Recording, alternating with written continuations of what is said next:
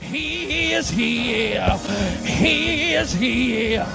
He is here. Ooh, ooh,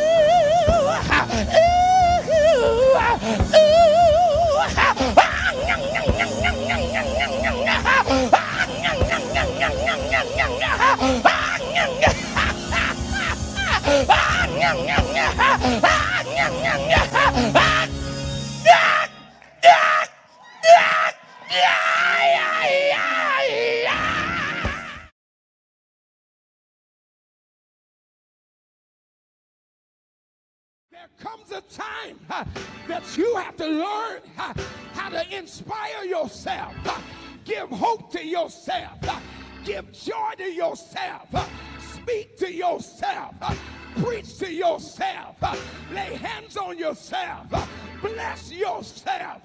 You got to learn how to encourage yourself in the Lord, your God. Somebody lift your hands and say, hey.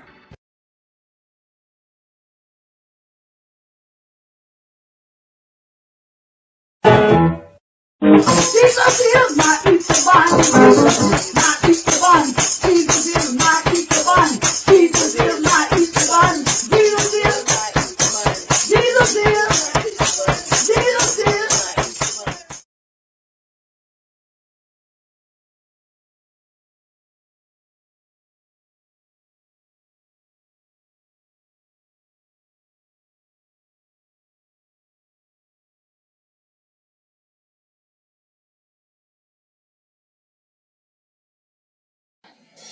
Ain't God good? Ain't he good? Ain't God good? He's like Campbell soup. He's good. My God is like Campbell soup. He's like Campbell soup.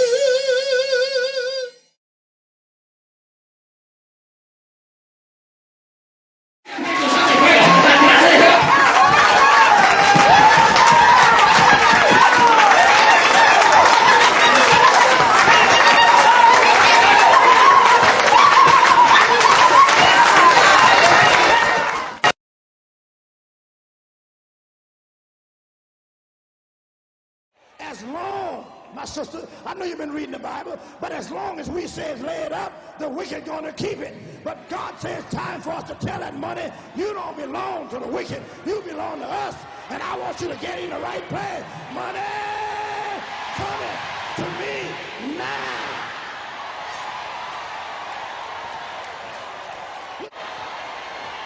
Somebody help me dance up here. Glory to God.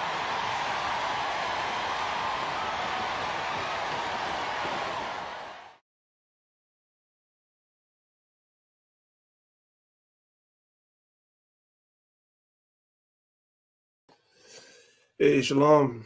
Shalom, shalom. What's going on, family? How's everybody doing? Welcome to another Lines of Israel class. It's your brother, Priest Daniela, representing Lines of Israel Maccabees TV.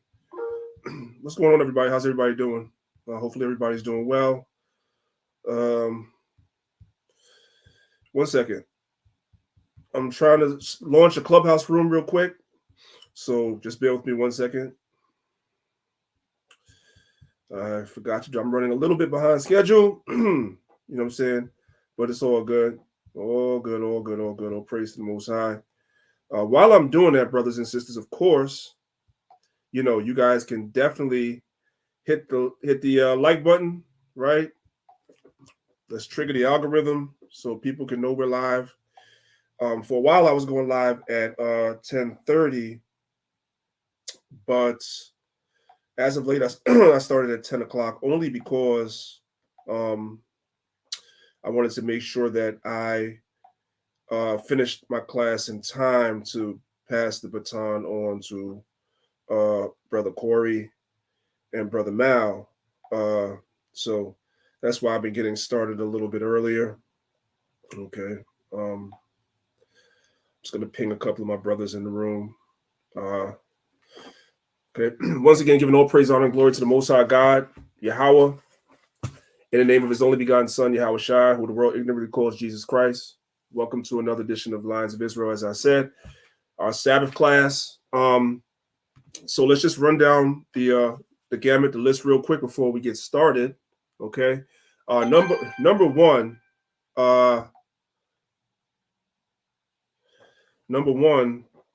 I want to say peace and blessings to everybody that's watching on Maccabees TV. 1 second, let me just bring Zakaria up and moderate him.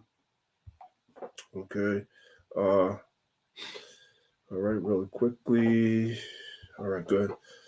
Right, so once again, Zakaria, I just moderated you, so you got it from here. Once again, I want to give all praise, honor, and glory to the Most High God, Yahweh, in the name of his only begotten Son, Yahweh Shai. I want to shout out everybody that's watching on the Lions of Israel class page. You are where you're supposed to be. Shout out to everybody that's watching on Maccabees TV. I've been, telling you guys I'm not going to do the Sabbath classes here, but I still feel like when it's something important that I want to share with as many people as I can, I will come over here, but it won't be consistent like it is on the other channel every week. I want that to be clear, right? You guys need to hit the like button. If you're in here watching, hit the like button, share on your social media. Of course, shout out to everybody that's listening on Clubhouse. These presentations, of course, are highly visual, especially the second one I'm going to do is going to be highly visual. So at any time you guys would like to see what it is I'm presenting, you guys can feel free to click the link at the top of the room, right? And you guys can follow along with the video on YouTube if you so choose. No problem. Also, if there's any audio issues on Clubhouse, the same is true. Click the link at the top of the room. Come on over to YouTube, and you guys can watch the video for yourselves, okay?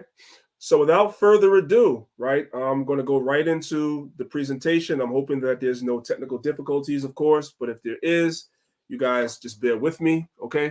I know you guys have grown somewhat wary of this whole situation with Kyrie Irving, right? So I'm going to touch on it a little bit, brothers and sisters, but I'm not going to touch on it quite in the way that everybody else touched on it, so that it's still a little bit fresh, but we have to continue to talk about it. By the way, shout out to everybody that's watching on the Saya TV as well. I never forget that brother and the great works that brother's doing. So what I'm going to do is I'm going to share my screen. I'm going to go ahead and share the full screen. That usually gives me the least amount of resistance, okay? And we're going to come right over to our presentation, and we're going to get started. Now, I didn't really put this presentation together professionally the way I normally do, brothers and sisters. It was just something I put together to be consistent with you, brothers and sisters, in terms of just doing PowerPoints, right? Visual lessons. Everybody likes the way the presentations are. It makes it a lot easier for you, brothers and sisters, to digest. So that's why I just want to continue on that path. But I didn't really put a lot of effort into this PowerPoint. So if it looks a little cheesy, that's okay. That's all right. All right. So let's get right down into it. So the name of the presentation is called The Red Pill, Sweet in the Mouth, but Bitter in the Stomach, right?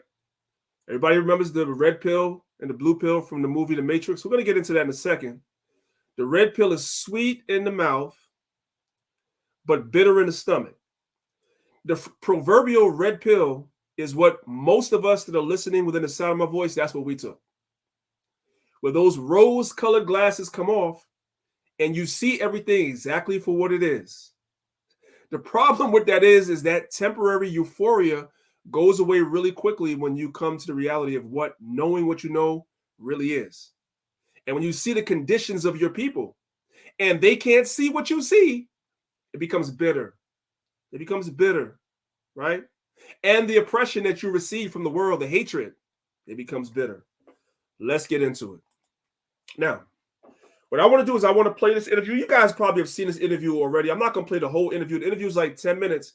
But there's one particular portion of this interview that I kind of wanted to focus on because he said something that kind of struck and caught my attention. And I see other people talking about it as well, but it definitely caught my attention. So let's go ahead and let's watch the video just a little bit. Like I said, not too much on the video. We've already seen the video probably 100 times, but I just want to point out something that he says, actually a few things that he says I want to point out, and I want to kind of show you, brothers and sisters, a few things. And this is where my lesson is going to kind of deviate from what everybody else is talking about. Once again, if you're on Clubhouse, if there's audio issues, the link is at the top of the room. Click over and come to YouTube. If you can't hear, If you want to see what I'm showing, click over and come over to YouTube as well. All right. So let's go ahead and let's get started. I went on the Amazon Prime. I was like, you know what? Let me see if there are any documentaries on Yahweh. So now, for those that don't know, and a brother brought it out yesterday, but the brother Ron Dalton, who this whole hullabaloo is about him in this movie, right? For those of y'all that don't know, it's a lot of us in this movie. I'm in this movie. Hashar is in this movie. Zion Lex is in this movie. I believe Zabak is in the movie. Gorilla Hebrew is in the movie. Tazariak is in the movie. We're all in there. We're all in there, just so you guys know, right? So this brother has seen all of us in this movie, right? So he was searching Amazon for whatever his reasons was, and he came across the movie. The brother came in the room yesterday, and Ron Dalton made a video yesterday explaining the process of how you get on Amazon. You don't just get on, just submit your movie and they put it on there. That's a lie. Somebody actually sits down. First of all, they give you a whole bunch of criteria. I'm going to give you guys a 10-second breakdown of what Ron did in like an hour video on his Instagram. If y'all want to go watch it, you can go watch it, where he explains the process that he took to get the movie on Amazon to begin with, right? There's a process you have to go through, and they ask you if the movie's anti-Semitic, right? Now, you could say no, but guess what? Before the movie is actually posted on their website, guess what? Somebody at Amazon watches the movie. Did you guys know that? Did you guys know that? Somebody actually sits down and watches the movie, and they have to greenlight it. They can either greenlight it, they can send it back to you and tell you to make some corrections, or they can reject it. So whomever at Amazon received this movie greenlighted the movie. They didn't see nothing anti-Semitic about the movie. I just want you guys to understand that. Okay, that's how it got there. If you want more information on that, like I said, go to Ron Dalton's Instagram. He did a video where he gives you like an hour-long video explaining to you the tedious process, which I didn't even know that was a process. There's a tedious process that goes into having your movie placed on Amazon. You don't just send it in and they're like, oh, great, okay, yeah. No, that's not how it works. That's not how it works. But the media is glossing over all that. They're glossing over all that. They're glossing over the fact that Jeff Bezos has it on his website. They're glossing over the fact that he's profiting from it. And they're glossing over the fact that somebody at Amazon actually watched it and greenlighted it. They're glossing over all of that and blaming it all on his brother, right? Let's be clear. Let's keep going. Let's keep going. In the search bar, typed in Yahweh. That came up. Went out and shared it on my platform. That was my night. In terms of the backlash, or what people call it, we're in 2022. History is not supposed to be hidden from anybody. And I'm not. So another very important thing that he said, you got to catch the jewels as he's dropping them, because he can't speak as forthcoming this weekend. He said it's 2022. History's not supposed to be hidden. What is he implying, brothers and sisters? Somebody been hiding some history. Somebody been lying. That's what he's implying, right? But he's putting it in a nice package where it can be digested by the mainstream media and the mainstream, because everybody's not ready for people that talk like me. Let's go. A divisive person when it comes to religion. I embrace all walks of life. You see it on all my platforms. I talk to all races, all cultures, all religions, and my response would be, it's not about educating yourself on what Semitism is and what anti-Semitism is. It's really about learning the root words of where yeah, we got to watch that again. We got to go back. It's not about educating yourself on what Semitism is or is not. In other words, what the media wants to tell you. Because the media they're using the word educate you on what anti-Semitism is. What the media really is trying to do, brothers and sisters, they're trying to program you. Because it takes a simple Google search. I've seen it all over social media. Everybody's been sharing it. It takes a simple Google search to find out what somebody that's Semitic is, what it is and what it is not. But they don't want you to go by the definition. See, you should go by the definition of everything else. See, Webster is right about everything else, right? Dictionary.com is right about everything else. But when it comes to the word Semitic, now we should not listen to the dictionary. Now we should listen to you, right? We don't listen to the word or the root word. Don't worry about that. Listen to me. This is what the media is saying. Pay attention, right? Pay attention. This brother's dropping it, man. So, on what Semitism is and what anti-Semitism is. It's really about learning the root words of where these come from and understanding that this is an African heritage that is also belonging to the people.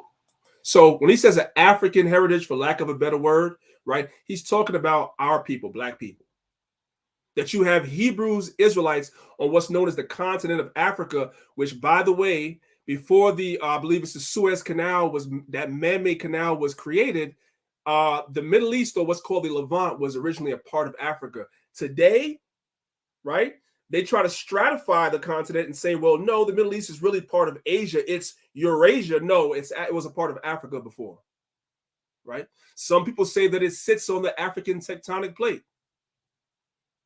So it was a part of Africa at one time. That's why we were so freely able to go back and forth between the land of Israel and the land of Egypt. You see that all throughout the scriptures. The first place that Yahushai's parents went was Egypt. It was very accessible to us. Let's keep going. Africa is in it, whether we want to dismiss it or not. So, and they want to dismiss it. When he's saying Africa is in it, he's saying black people are Semitic. That's what he's saying. Everybody knows that. Everybody knows that. So let's keep going. The claims of anti-Semitism and who are the original chosen people of God, and we go into these religious conversations, and it's a big no-no. I don't live my life.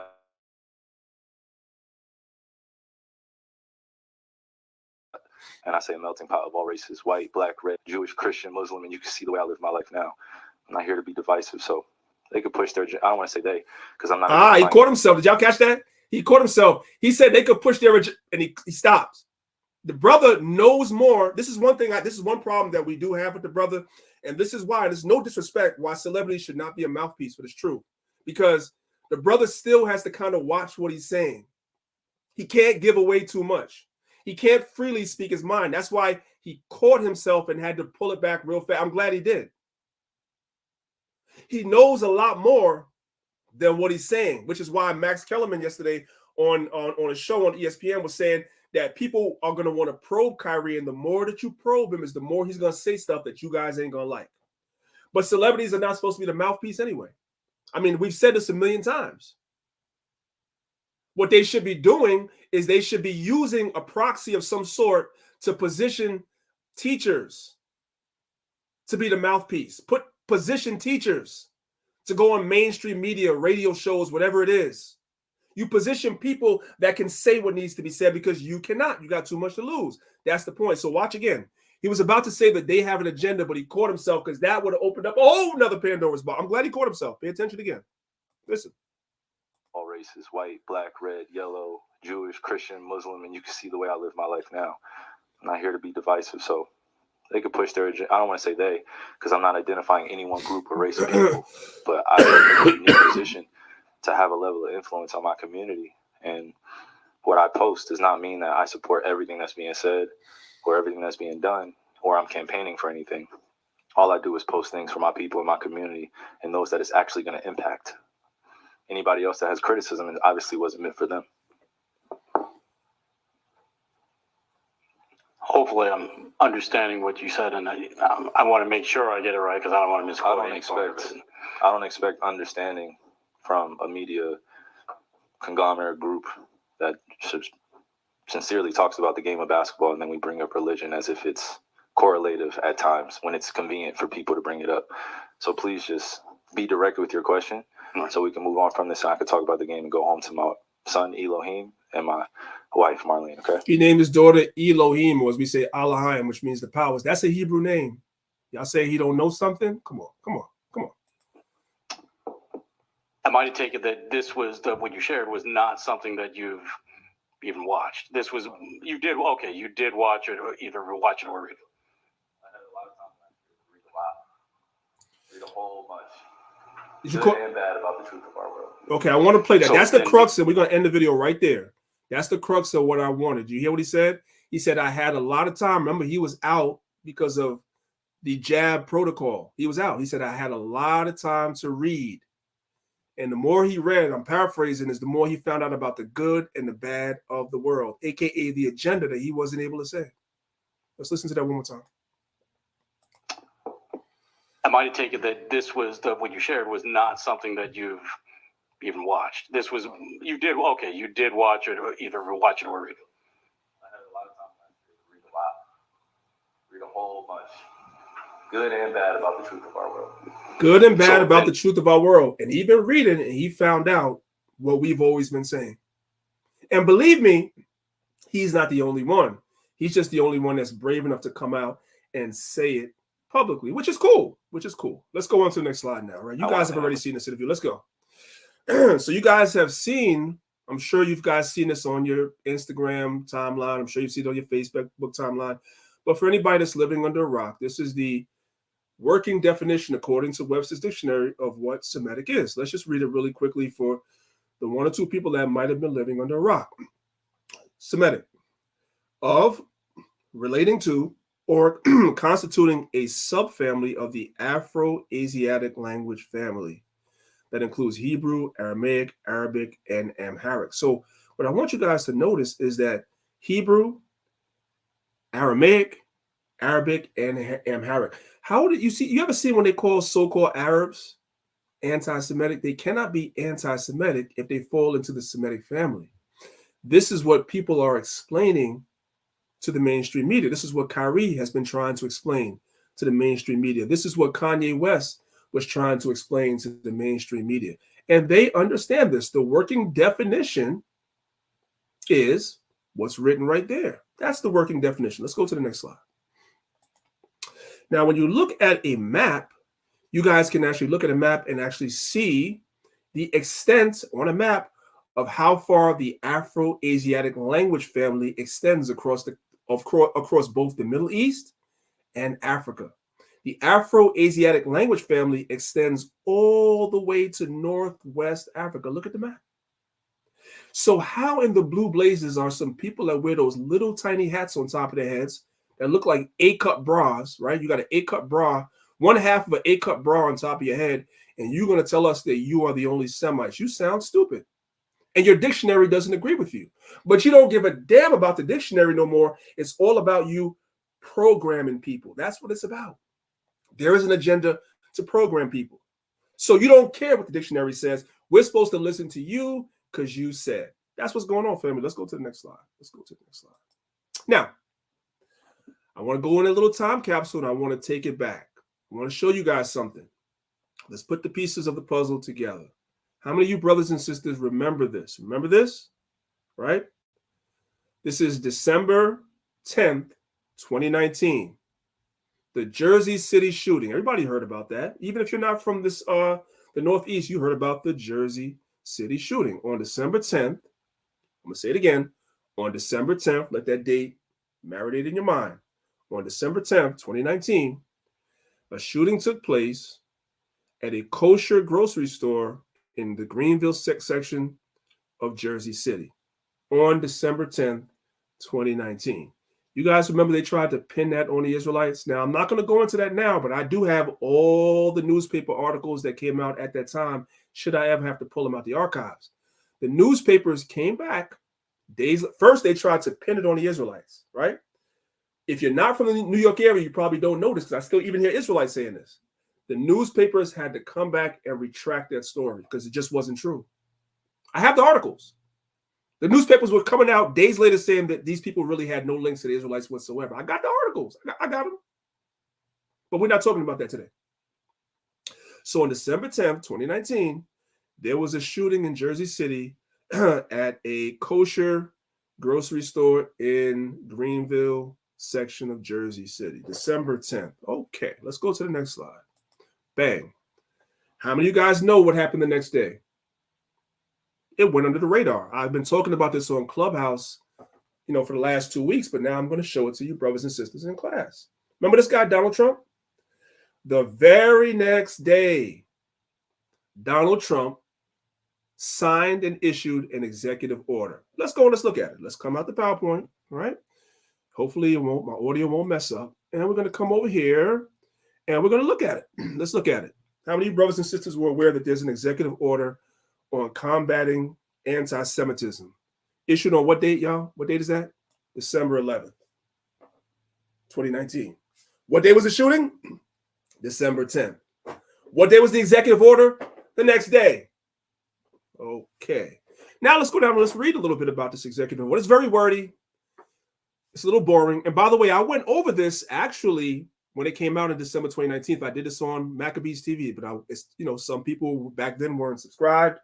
You never saw it. You're not aware that this exists.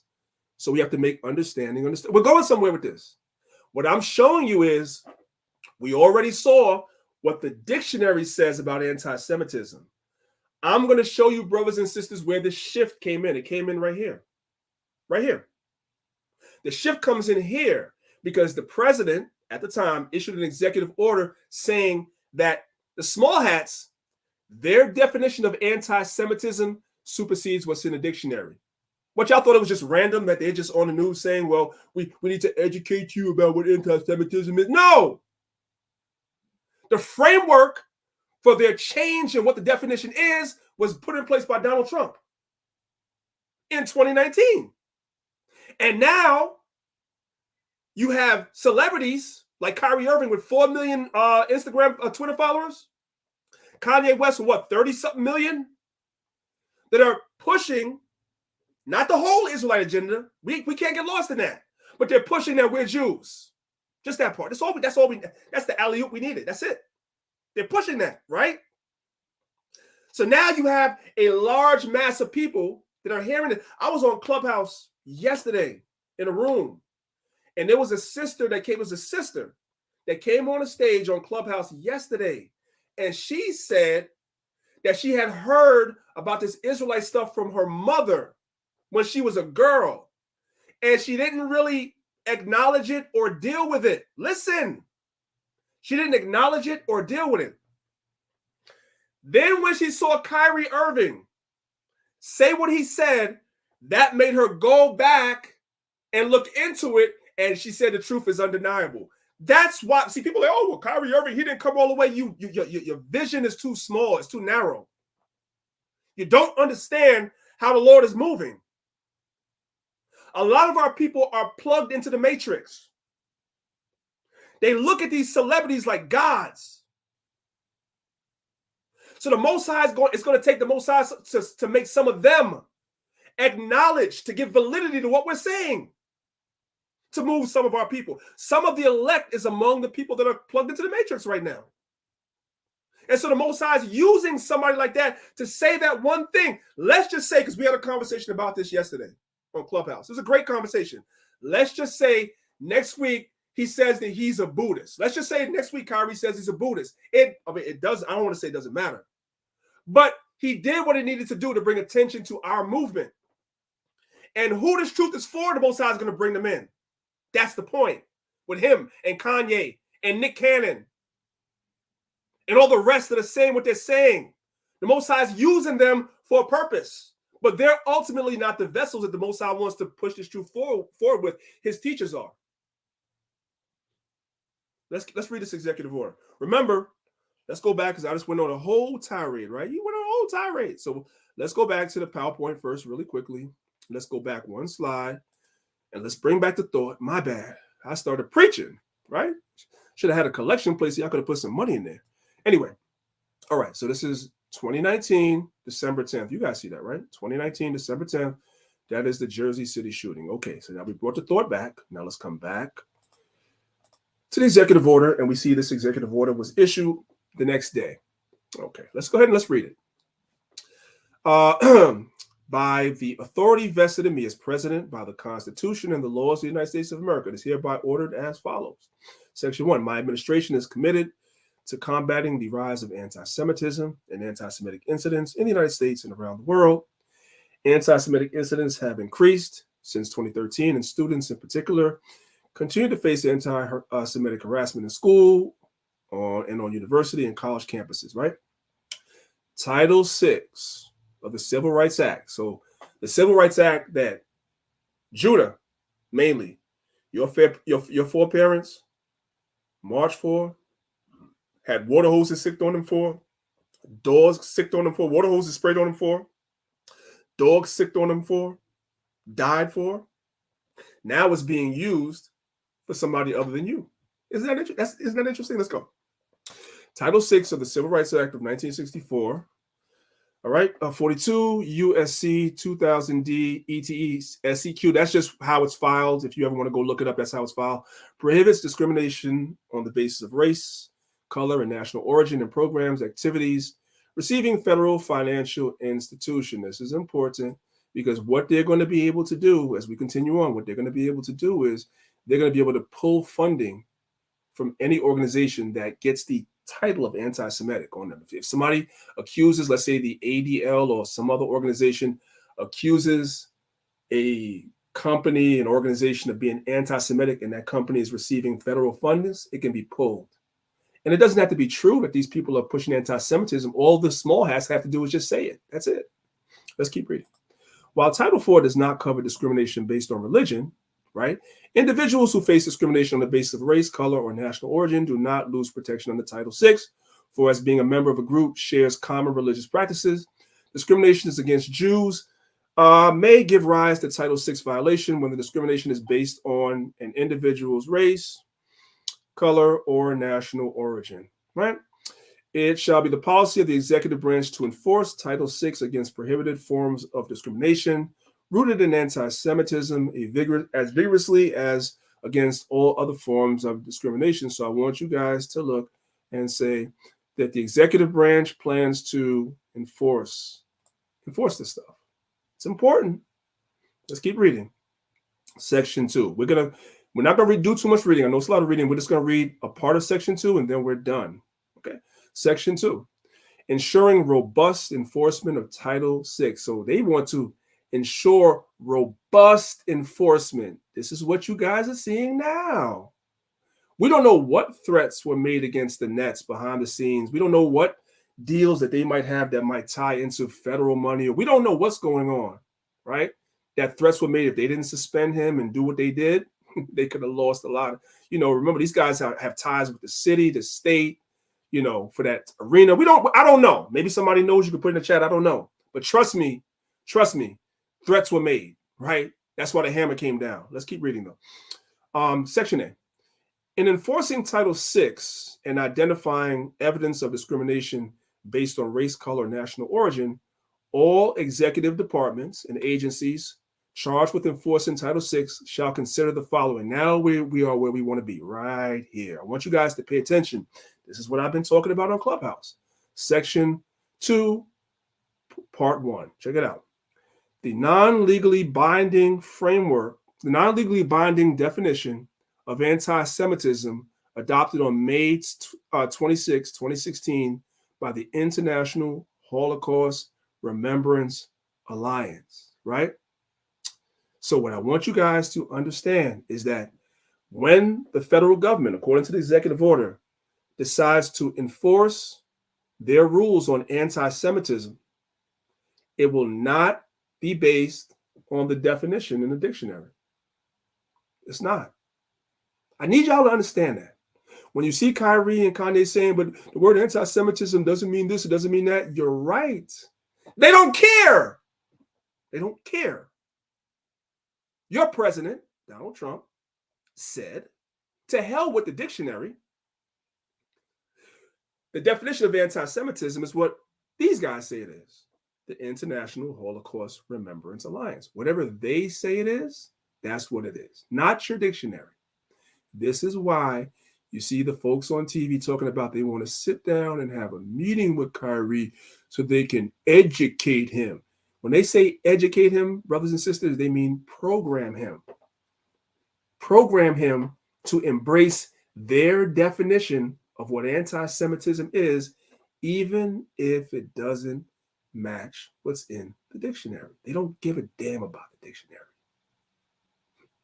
Just like when the whole thing with the jab came, they didn't give a damn about established science. There's something called herd immunity, meaning when a certain level of a population is vaccinated, there's no need for the entire population to be vaccinated because you reach herd immunity, which I believe is about 70%, give or take. They said to hell with that damn science. Everybody got to get the jab. That's what they did. They're doing the same thing with this definition. It's the same thing.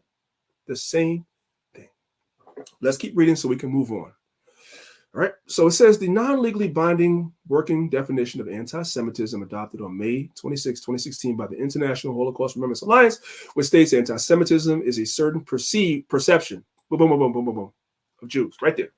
Right there. So their definition of anti-Semitism is perception, whatever they perceive. So if they don't like the fact that you say, if they don't like the fact that anybody coming to the stage on Clubhouse, if I see hands being raised, Zakaria, bring them up, but make sure they stay on mute. That's why when you see somebody will say, well, you know, man, you had a lot of so-called small hats that were slave owners, like in Brazil. A lot of them. A lot of those slave owners in Brazil with small hats. They perceive that as anti-Semitic. Not because it's not true, but they perceive it as anti-Semitic. Well, the government says it is then because they say so. Did you guys know that the vice president of the Confederate States, remember when the United States had a so-called Civil War? And you had the North and the South, the Union and the Confederacy? The Confederate president was Jefferson Davis. Did you guys know that the vice president was a small hat? Let's get his name real quick. I always forget his name. Let's get his name real quick. Let's get his name real quick so I can introduce you to him. He's a small hat. Yeah, he was fighting to keep slavery going. Yes, that's right. Let's get it.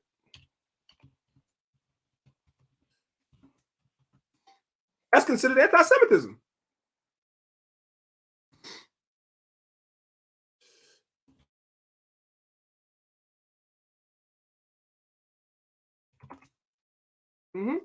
There we go.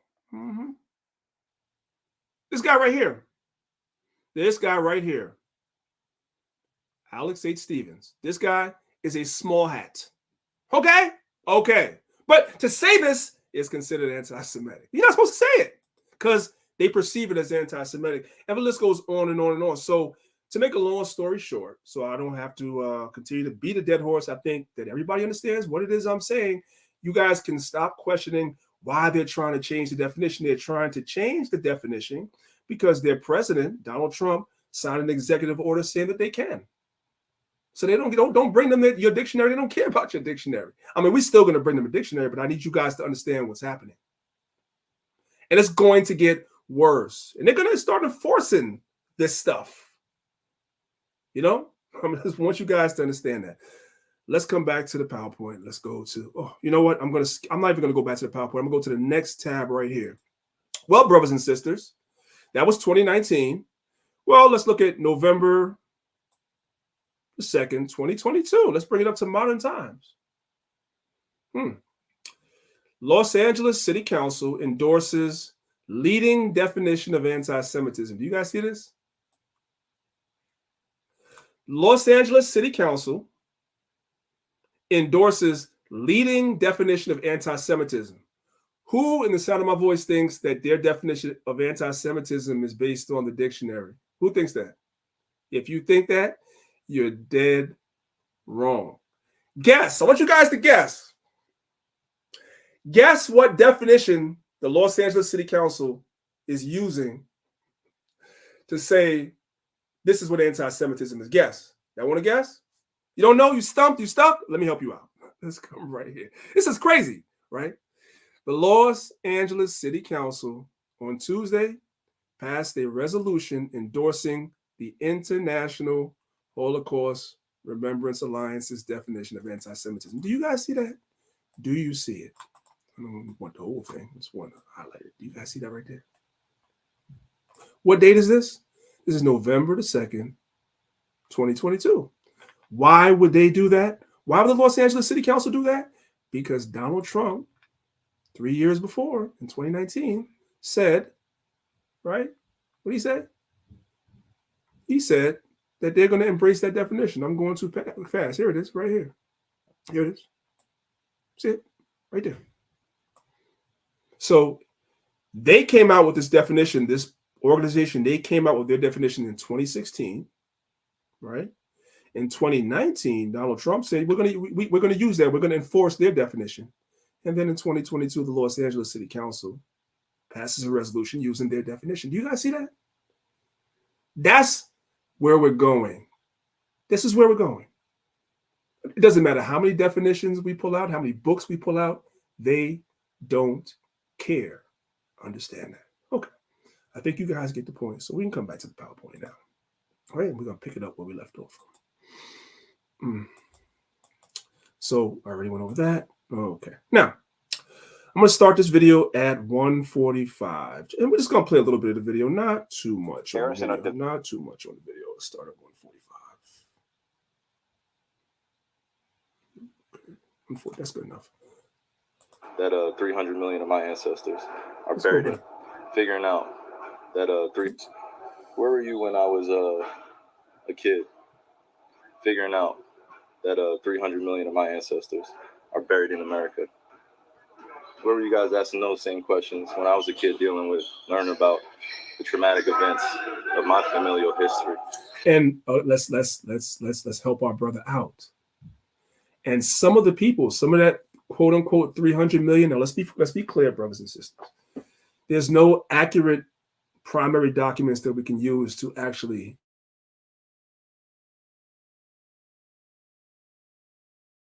there's no primary document that can definitely count it was 300 million, but it was hundreds of millions of people, right? Between the blacks, the Native Americans, North, Central, and South, etc. It was hundreds of millions of people.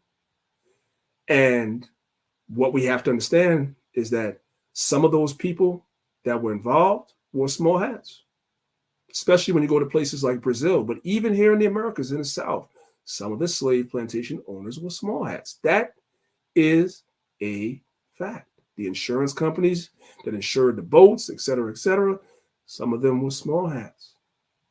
But to say that is anti-Semitic. Why? Because that organization says it is. Let's keep going. And what I'm proud to come from, and why I'm proud to stand here, and why when I repeat myself that I'm not going to stand down, it has nothing to do with dismissing any other race or group of people.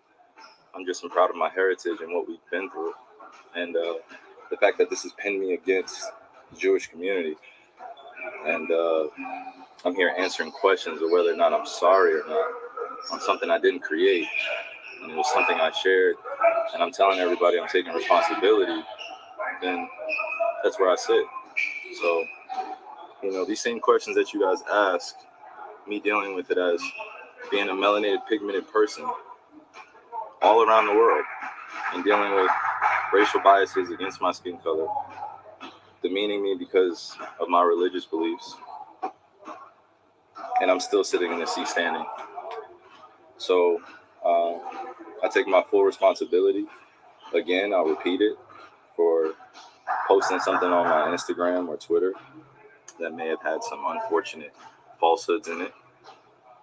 But I also am a human being that's 30 years old, and I've been growing up in a country that's told me that I wasn't worth anything, and I came from a slave class, and I come from a people that are meant to be treated the way we get treated every day. So I'm not here to compare anyone's atrocities or tragic events that their families have dealt with generations of time. I'm just here to continue to expose things that our world continues to put in darkness. Put in darkness meaning they're hiding stuff. See, what he has to do is he can't talk like we talk. So he's saying a lot without saying a lot. We recognize it. And guess what? The media recognizes it too. This dude knows something. That's why they're doing him how they're doing him. I'm a light. I'm a beacon of light. That's what I'm here to do. You guys ask me questions about basketball, I give you my expert opinion. You guys ask me about other things, I give you my opinion, and it's met with whatever you believe the perception or the deception is. You guys investigate my life every day, and you justify it by serving your own purpose, which I honor. I would like the same respect in return, figuring out just like anyone else. So please keep that same energy when we're talking about anti-other things, because just because I post a documentary doesn't mean I'm anti-Semitic, and doesn't mean that I'm automatically standing with everyone that. And that's the way he's wrong. He said just because he posted a documentary doesn't mean he's anti-Semitic.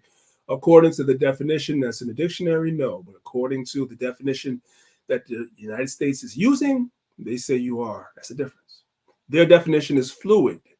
It's perceived. They can say that you're anti-Semitic for wearing that black hat you have on. It's perceived. Let's keep going. Is believing in that. So it's unfortunate timing that we're in, but I'm glad that I could stand on the truth, because I'm not afraid of these mics, these cameras. I used to be looking everyone in the eye and telling them the truth, and I'm proud of who I am. Any label that you put on me, I'm able to dismiss because I study. I know the Oxford Dictionary. Did you hear that? Oh, this is the crux. He said, any label you put on me, I could dismiss that because I study. I know the Oxford Dictionary. Listen again. Everyone in the eye and telling them the truth, and I'm proud of who I am. Any label that you put on me, I'm able to dismiss because I study. I know the Oxford Dictionary. You can look it up, right? One of the biggest mistakes I had in being a kid was not knowing European or Western language until I started looking it up and understanding the definitions and why they say, if you want to trick a black person, put it in the book. Wow. I was wondering my whole life why they said that. Now I'm 30 years old and I know reading is a superpower. Whoa. Reading is a superpower. Reading is a superpower. In a developing okay, so you guys saw the interview. I'm just gonna move on from that. So the brother been doing a lot of reading, a lot of studying, but the problem is, just to go back, just to be cohesive, the problem is, right? Nope. The problem is, let's come out of here and let's come back here again. That they don't care what you've been reading. They have a new definition that they want to program people with, and you have to accept it and fall in line or be prepared for the consequences. That's what it is. Let's keep going. I don't want to really belabor this point too much. Let's pick up the point from where I was. This is the book of Isaiah, chapter 34, verse 16. Let's get a couple of scriptures. It says, seek ye out of the book of the Lord and read. That's what Kyrie has been doing. He's been reading the Bible, obviously, to know who he is. That's the foundation of everything. But he's also been reading dictionaries and other things and finding out the truth that's been hidden from our people for ages, but now is made manifest through the labors of many, many, many great brothers past and many great brothers present. And we're just like Kyrie, we receive our own persecution for teaching this word every single day. We get on that damn Clubhouse app. The hatred that we receive is ridiculous. We go to camp. The hatred that we receive from our people is ridiculous. But we embrace it because we understand the mission, right? And it seems to me, and I don't know how long, that he, to a degree, right? He's a young man still. He's only 30. He's a young man still, right? So he's going to have some bumps and bruises and some stumbles along the way. But what I was telling brothers yesterday, this is my opinion. I believe that we need to support the brother as much as we can, even if we don't agree with everything. Like, for instance, I'll give you a perfect example, right? Like I said, I'm in that Hebrews to Negroes documentary. Do I believe everything that Ron Dalton teaches? Of course not. He knows that. He knows that. But he still had us in his documentary anyway, because at the end of the day, he's waking people up to who they are. So that's the reason why all of us agreed to be in there for that reason alone. And so now that this brother found that documentary, it's not time. This is my opinion, because somebody might come back and be mad that I said it. It's not time for me to fight with Ron right now. I'm not fighting with him right now. Behind the scenes, we know we have our differences and stuff, but in public right now, his documentary is leading a lot of people our way, literally our way, right? Because at the end of the day, we're some of the most visible Hebrews because we be on the street. So it's not time to fight with him right now. This brother been reading. All praise to the Most High. Let's go to the next slide, because time is getting away from me now. This is the book of Revelation, chapter 1, verse 3. It says, blessed is he that readeth, and they that hear the words of this prophecy. So this brother is going to be blessed, right? He's going to get 100-fold if he doesn't fall off, if he continues in this thing. It's going to be tough. They're not going to make it easy. They're going to make it very difficult for this brother. So we got to keep his brother in our prayers, man. You know, and Kanye to a degree and everything. And yes, these brothers are going to mess up. And I have to say this real quick. I have to say this. Please, Israel, we're not putting no faith or no hope in these brothers. Like, you know what I'm saying? These brothers are going to be the brothers that are going to be Israelites the way we are, keeping the commandments the way we do. We're not putting faith in these brothers like that. But what we want to do is that while these brothers are going through what they're going through and they're sending attention our way with what they're doing, we need to support them in that manner. That's what I'm saying. Now, we're not putting no hope in them, but support what they're doing, because they're losing a lot for doing what they're doing. They're making a sacrifice. Okay, let's keep going. This is the book of John, chapter 5, verse 39. It says, search the scriptures, for in them ye think ye have eternal life, and they are they which testify of me. So he's been searching the scriptures, trying to find his history, his heritage, and he's found these things, right? So it's all about reading and studying and searching, and those are the words that the brother is using. And that's what's making people mad. Reading, what the brother said, he said, reading is a superpower, right? What we teach is that we don't teach that we're trying to form a military or army, take up arms and try to do anything violent. That's not what we teach. What we're trying to do, brothers and sisters, is we're trying to change our people's mind. That's what we're trying to do. We're trying to change minds. How do we change our people's minds? By studying and researching and presenting our people with the same information that we have so they can do the same and change their minds. That's all we're trying to do. And in order to do that, you have to search the scriptures and search your history. And that's what this brother is doing. All right, let's go on. This is the book of Acts chapter 17, verse 11. It says, these were more noble than those in Thessalonica, in that they received the word with all readiness of mind and searched the scriptures daily, whether those things were so. So the brother said he had a lot of time off and he did a lot of reading and he was searching. And what he found was whatever he was looking at besides just that documentary, believe me, I'm sure that brother saw a lot more. I wouldn't be surprised if he sat down and watched some, I'm not saying any of my videos or anything like that, but some of the larger camps, right? You might have seen a couple of their videos, sat down and watched a couple of their classes and stuff like that. And the brother went back and researched what he saw. And what he saw was, wow, these brothers are on point. Just like that sister that was in that room on Clubhouse yesterday. That's what she said. And he's the one that made her aware of it. Her mama told her, but you know, children ain't trying to listen to mom and dad. They want, you know, a lot of times they want to rebel against mom and dad. A lot of times children will purposely go against what mom and dad say. But then you hear a celebrity say what we say. Now you're going to stop and you're going to listen. Let's keep going. Okay. I want to start at 3:14, right? I want to start at 3:14 of this movie real quick. You guys remember The Matrix, right? 3:14.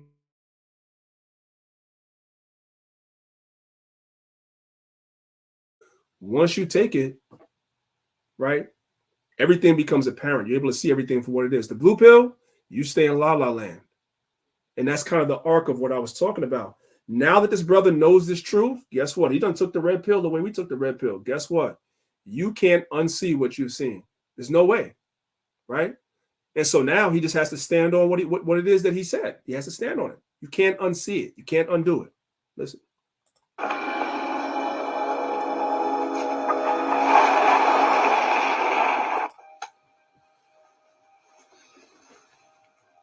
This is your last chance. After this, there is no turning back. You take the blue pill. The story ends. You wake up in your bed and believe whatever you want to believe. You take the red pill. You stay in Wonderland. And I show you how deep the rabbit hole goes. And so Kyrie has seen how deep the rabbit hole goes, and you can't undo it. Once you take the red pill, you can't undo it.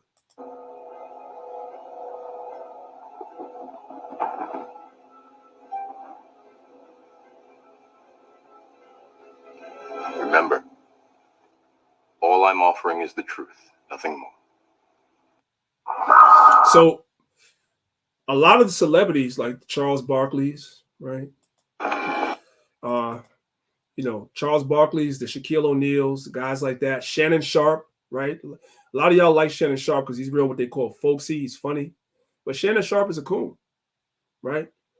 A lot of those guys have taken the blue pill. They know who we are. They know. Matter of fact, as shout out to Ron Dalton again, the Hebrews to Negroes movie was actually premiered in Shaquille O'Neal's movie theater. Shaquille O'Neal owns a movie theater in downtown Newark. When the movie came out, his movie played in Shaquille O'Neal's theater. You know what I'm saying? The same movie that got Kyrie in trouble. And you on, you know, TV, bad mouthing a brother, and that same film played in your theater. That's messed up, yo. This is the book of Revelation, chapter 10, verse 9. It says, and I went unto the angel and said unto him, give me the little book. And he said, take unto me, take it and eat it.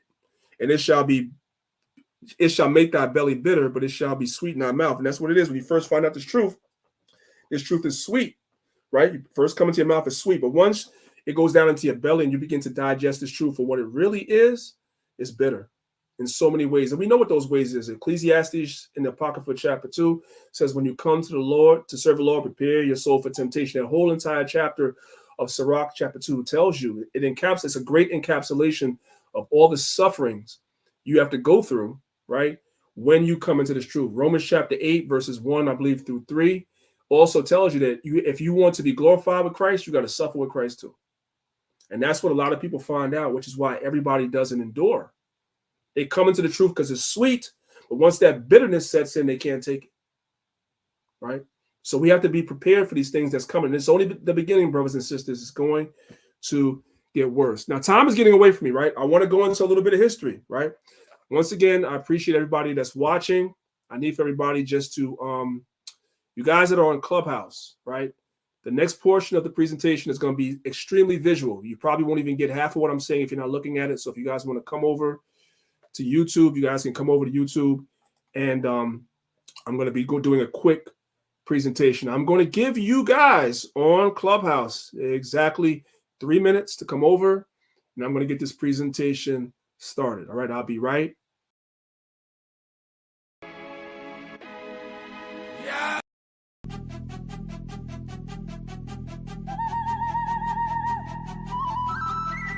Y'all know what it is. Northern Kingdom, Southern Kingdom, one nation on one track. Lions of Israel, Ephraimite begun, and they call me the priest. Southern tribal, my sport is my Bible. I teach survival. I await the Lord's arrival. His mighty entrance to destroy wicked intentions and their inventions. Time for Esau to be sentenced. The scripture mentions in past and future tenses that we are princes. Why is it so hard to convince us of our greatness? Though we in this matrix, if we keep God's laws, we can reach our apex, the highest plateau. I was born to fight these battles and keep the statutes. Who says my sword ain't two-edged? Who says we ain't God's true heirs? Said that. Sometimes I shed a few tears. Sometimes I shed rivers. Y'all forgive us. Please permit us.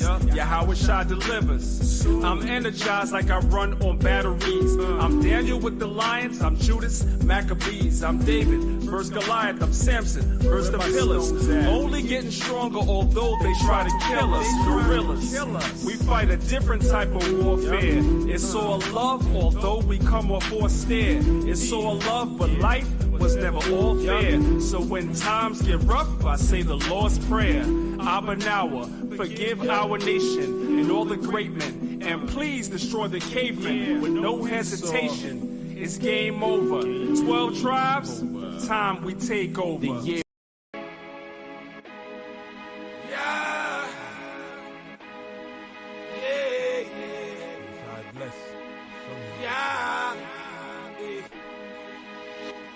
Hurricane, earthquake, and wildfire. See my constant stim with barbed wire. We're in the end, no time to get tired. Do what's required. Obey, yeah, yeah, yeah, yeah, yeah, yeah. Do it all. Obey, yeah, yeah, yeah, yeah, yeah. Must yeah. obey these laws. Obey, yeah, yeah, yeah, yeah. No matter yeah, what. Yeah. Obey, yeah, yeah, yeah, yeah, yeah. Stand up. Now we the chosen, can see the end is speedily approaching. By the showing of these tokens, we knowing the prophecies unfolding. Right before our very eyes, and all your eyes awoken to recognize when Mashiach Yahweh Shai spoken. In the midst of all the commotion, another seal has been broken. The window of grace is closing. Now you watching when every moment you on social media scrolling, commenting on what the next man posting. The baby's lost and he should dwell in safety. As in a land of Goshen, 400 years of slaves was brought across the Atlantic Ocean. Now we turning back to Jerusalem and we praying and hoping for deliverance out the city tenements of Babylon. Hurricane, earthquake, and wildfire. See my constant stim with barbed wire. We're in the end, no time to get tired. Do what's required. Obey, yeah, yeah, yeah, yeah, yeah, yeah. Obey, yeah, yeah, yeah, yeah, yeah, yeah. Obey, yeah, yeah, yeah, yeah, yeah, yeah. Obey, yeah, yeah, yeah, yeah, yeah, yeah. From a mother's womb, destined to speak these words. Israel, the chosen seed, the nation he prefers. Not to boast or brag, Gentiles, I know they mad, but we just came to claim what we're supposed to have. Honor, riches, diamonds, treasures, glory, kingdom. He showed it to Esdras. Our people walking orderly. Our nation about to rise. Some may have 7 ribs, others 1,000 wives. We have to suffer first. We have to take this cup. We gotta preach the word. All right, let's go. Enough of that. Let's go. All right. Oops, I got to share the screen first. That would make sense, wouldn't it? Of course it would, right? Or else I'll be talking to myself. All right, here we go now. All right. Again, we'll just do the full screen. So far, so good. I haven't gotten any text messages that I'm having technical difficulties. All praise to the Most High. All right. So, shout out to the Lions of Israel Academy, right? This was our lesson actually last week in the academy, right?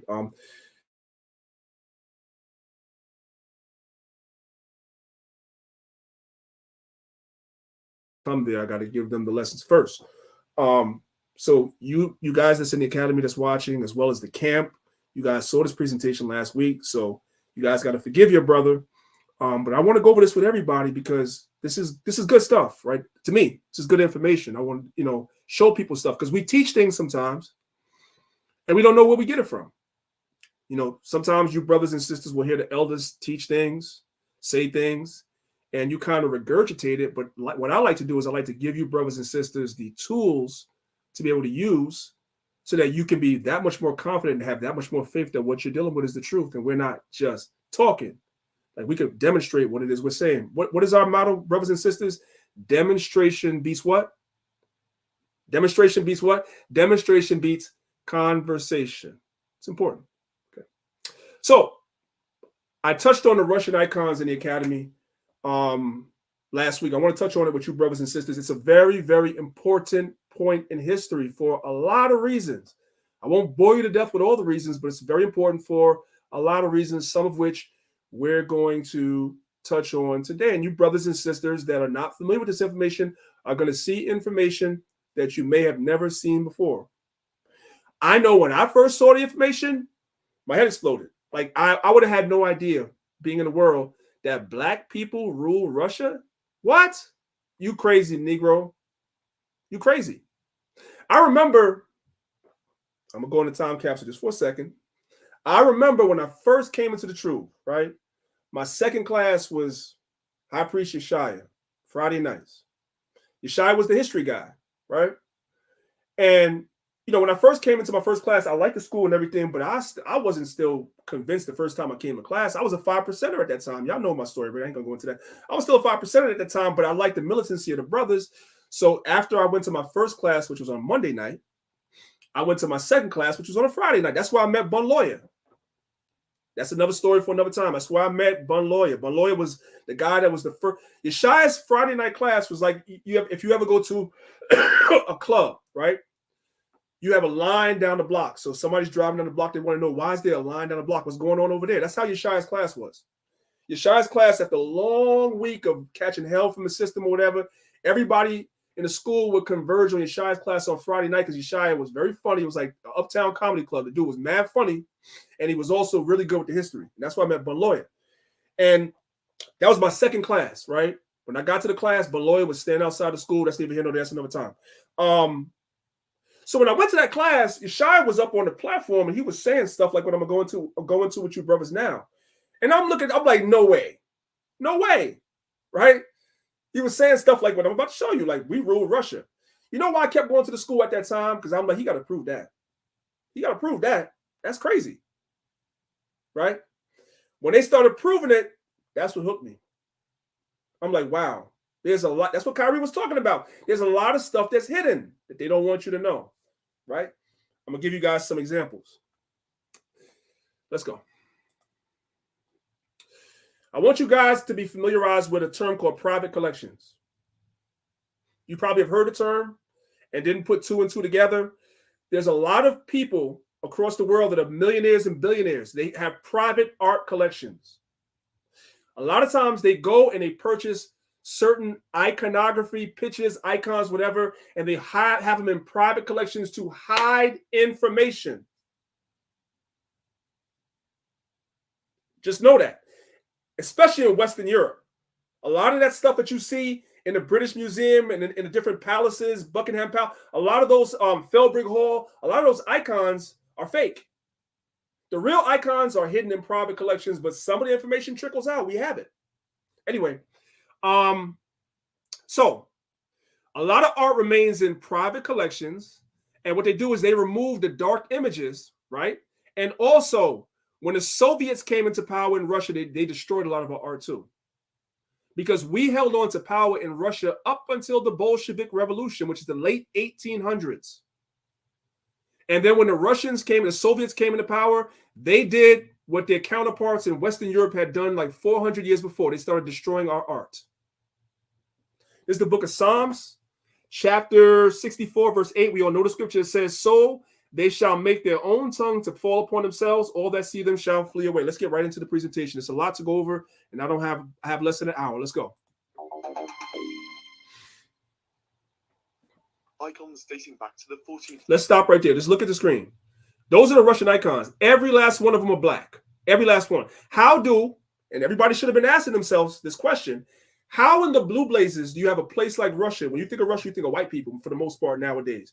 How in the hell do you have all this black iconography of the patron saints of the Bible in Russia where you see number white people? How's that possible? Did white people paint that stuff? You gotta ask yourself that. Century brought together from private collections across. Now I talked and I had y'all miss that because he mentioned the private collections. In other words, they've been hiding this stuff, but then they had like all the private collectors brought their artwork together. Now, before I go back to the beginning, just look at the wall. Every icon is supposed to be Mary and Christ right there. It's supposed to be Mary and Christ right there, right? And you have all the different kings of Israel. I believe that's like David and Solomon right there. As you go around, guys, every icon on the wall is black. This is all in private collections, translations. People own these and they hide them. Let's go back to the beginning. My bad. I talked over the video. Let's go back. Icons dating back to the 14th century brought together from private collections across Russia. It's very beautiful. It gives you goose pimples. Stop right there. Does anybody know who this guy is in the background? That's St. George the Dragon Slayer. Black. Right? That's the Archangel Michael. Black. Look at all the black iconography behind this white guy. Look at it. Look at it. It's a remarkable exhibition. It's an exhibition which feeds the senses. Everything is so grey outside at the moment, and here suddenly it's a feast for the eyes. And it's a feast that marks 100 years since religious icons started to be recognized as works of art. Before then, they were mainly viewed as religious objects, often left blackened over the centuries by the passage of time and added layers of paint. When we learned how to remove the dark layers, we discovered underneath an overwhelming Look at that. Look at that. That's Mary holding the baby Christ, right? These are the Magi's that came to, that you read about in, what is it, Matthew chapter 2? Everybody in this image is black. Everybody. So again, you have to ask yourself, how does black icons end up in Russia with all these white folks? How is that possible? To such an extent that it shocked Andrei Matisse, who was in Moscow. This is the stuff Kyrie is talking about that they want to hide. At the time, he said, it's here that artists should come to learn to paint, not to Italy. But today, only a small number of these masterpieces remain. Most were destroyed during the Soviet era. Did you hear that? Most of the, I got to go back, sorry. Most of the icons were destroyed during the Soviet era. When the Soviets came into power, they started destroying our art, but they weren't able to destroy everything. The Most High had a certain remnant remain. A small number of these masterpieces remain. Most were destroyed during the Soviet era. These icons are the survivors. If museums hadn't saved them, they wouldn't exist today. There are 50,000 icons in Russian museums. Before, there were millions. But now the future of this part of Russian heritage is up for debate. Are the icons best held by museums, or should they be returned to the country's churches? Stop right there. Who is that? That's Joseph with an afro. Black. Look at the whites of his eyes. That's Christ. Look at the white swaddling clothes, and that's Mary. And look at the head wrap. Black people. The Russian icons. Okay. So now, how many of you guys are familiar with a guy by the name of Ivan the Terrible, right? Ivan the Terrible. Now,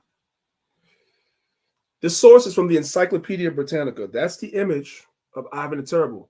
Now, it's kind of cut off, but you could clearly see that this is a brother. He has an afro and all of that. It's a brother. Melanated. Compare his complexion to what this is called a stole. Some people call it a scarf, but it's called a stole. It's white right here. Compare that to his complexion, and he has an afro and all that. But I really don't want to stay here. I want to keep going, right? Now, This is a book I have. Pay attention. Stay with me now. This is going to be new for a lot of people. Pay attention. This is a book I have called The Rise of Russia. This is put together by Time Life Books. So you have Time Magazine, which is a prestigious magazine that's still around today, right? Every year, Time Magazine does their Man of the Year, whatever like that. It's a prestigious magazine still around today. A pretty reputable source, according to this society. And you have another magazine called Life Magazine. I believe Life Magazine is still around today as well. Well, Time Magazine and Life Magazine got together and put together a series of books that they put out, right? This is one of the books. The book is called The Rise of Russia, right?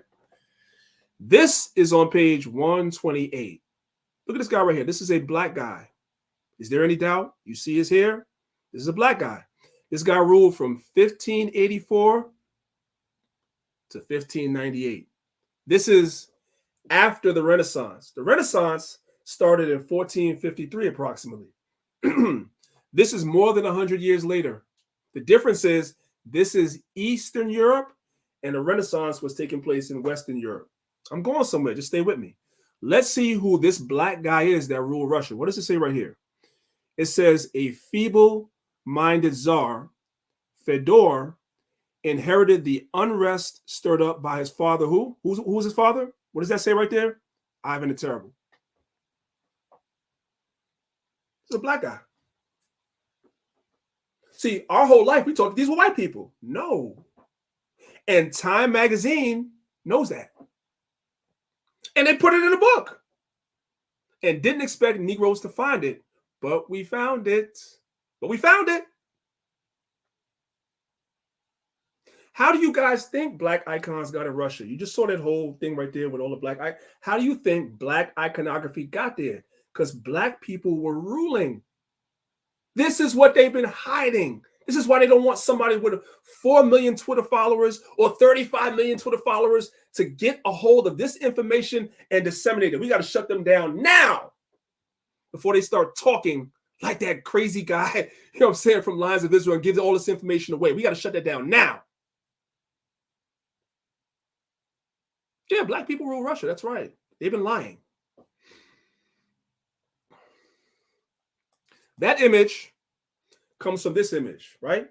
This is the original image. Let's come back. Now, I'm going to show you something. Stay with me. I may not make it through this whole presentation, but it doesn't matter. I'm going to take my time so that understanding is understood, right?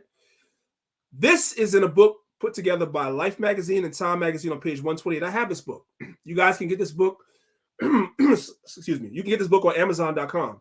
Now, of course, if everybody goes to get it, guess what's going to happen to the price? It's going to go through the roof. I paid like $5 for this book, you know, back in the days. So now watch this. I'm gonna show you guys something. Pay attention. So now we have an argument. We have an argument, right?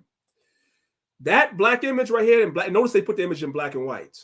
Like we wasn't gonna see the dude has woolly hair. Like we wasn't gonna see that. Well, then we found the real image, right? The real image is located at the Moscow State Museum. It's still there. Here he is, black man. You guys see that? You guys see that? You know what the devil did when the Russians came into power? Do you know what the devil did? Look to your right. What did they do? They painted him white. You guys see that? Do you see it?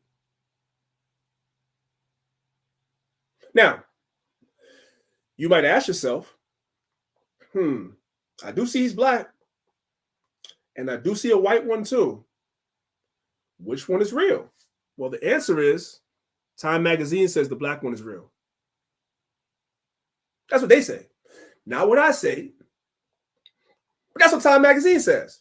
They have a choice between using the white one and the black one, and they use the black one because that's the real one. Everybody see that? This is what they've been hiding. Now you brothers and sisters have a small window into how them black icons got there anyway.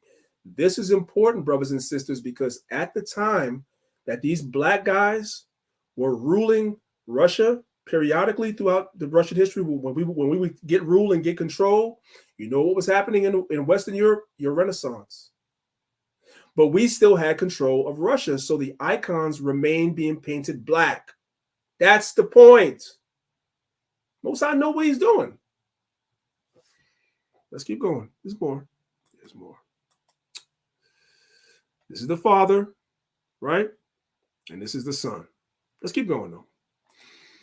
Now, when you do an image search for Ivan the Terrible, I want you guys to notice that I did a Google image search, and I want you guys to see what I searched, how I study. I did a Google image search. All the images of him that they have from Icon, look at it. These are all black, with the exception of 1, 2. These are fake. These are the fakes. All the rest of the images are of him being melanated. All of them. You see this little guy right here?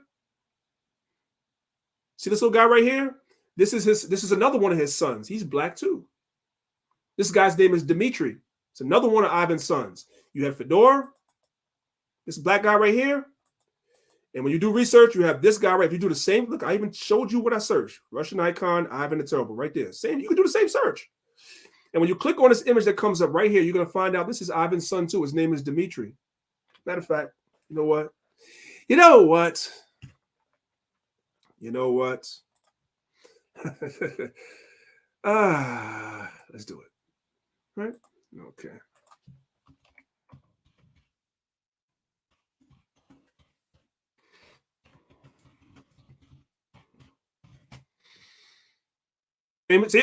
See? Daniel, I ain't lie. See this guy right here? Let's blow it up. Who's that? It's a black guy. Who is this? This is Dmitri. That's another one of his sons. Dmitri, right here. Dmitri. So we have Fedor, now we have Dmitri. Look, let's go down. Let's go down. Black guy. With an afro and everything. Black. You guys see that? Okay. Just so you know that I didn't lie. We'll come back to the presentation. Let's keep going. Now, this guy right here, Ivan the Terrible, commanded a cathedral to be built called St. Basil's Cathedral. This was built from 1554 to 1561. Same time your Renaissance was going on in Western Europe. This is what's happening in the east of Europe. You have this guy commissioning this colorful museum to be built. I'm not museum, sorry, this colorful cathedral or church to be built in commemoration of a guy by the name of St. Basil. Who's that? Who's that? Well, let's do this first. Let's do this first because, you know, we got to cover all the bases. All the bases. Let's do this first. St. Basil's Cathedral is a UNESCO World Heritage Site. It's a UNESCO World Heritage Site. Why is that important? What does that have to do with anything, brother? Well, I'm going to tell you. I'm going to tell you. Let's go. What is a UNESCO World Heritage Site? Let's read what Wikipedia tells us.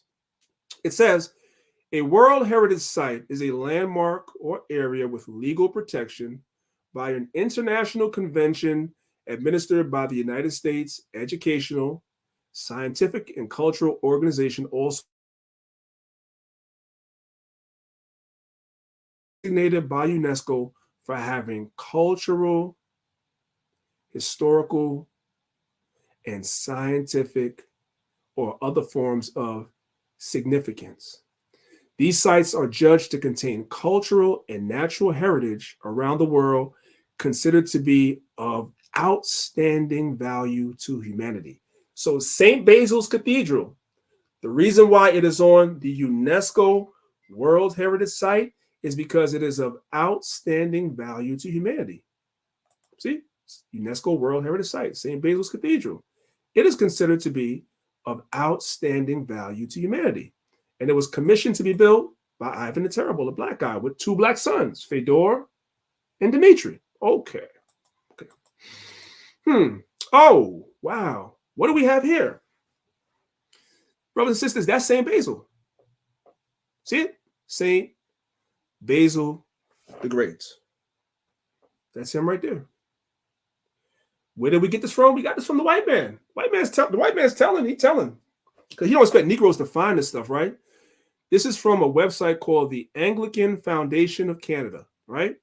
And they have a scholarship that they created in commemoration of St. Basil, this guy, whose cathedral was built by Ivan the Terrible. And when they put St. Basil, his image up, they put a black guy with an afro. Look at the afro. look at the face, look at the hands, and then look at the shawl. Black. This is what's happening in Russia as your Renaissance in the West is going on, where they're whitewashing everything, but in the East, it's still black.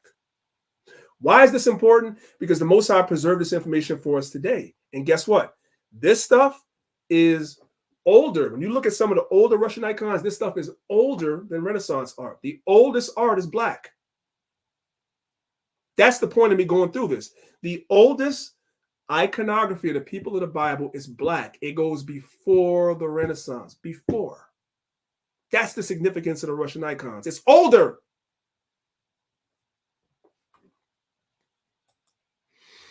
What is the Cathedral of Annunciation?